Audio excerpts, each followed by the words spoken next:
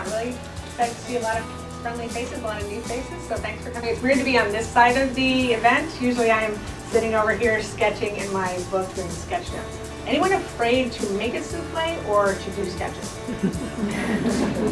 So we're going to demystify both of those for you today. Someone said, when did you start sketching? And I said, well, like 5 years ago. And then I ran into some other friends from undergrad and they said, no, actually you're doing that then. I was like, oh. And then I ran into friends from culinary school and they said, you did it in culinary to remember things. And it helps you funnel big ideas. In my brain, I'm always like going funnel, funnel, funnel, funnel, funnel, funnel, funnel. People are talking words, I'm seeing pictures. Sketchery is so cool for all these reasons.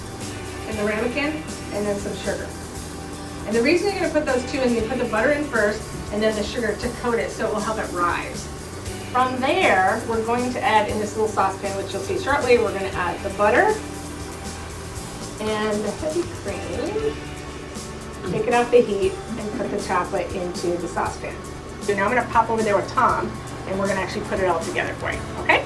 I'm just melting the chocolate now, a little bit. And throw the egg yolks in here, off the heat.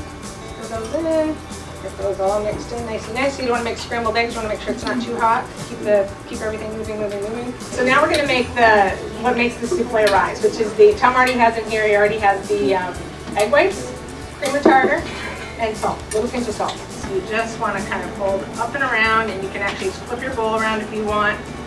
Yeah, it's looking nice.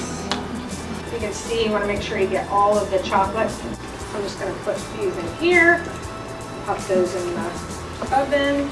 Sort of smooth out the top of your souffle. You could use an offset spatula. You could also use a spoon. Just kind of make it, because it will come up nice and you'll see them at the end. And then also another thing you want to do, just so they don't stick to the sides, is you would take like just your knife and go just kind of quickly around like this.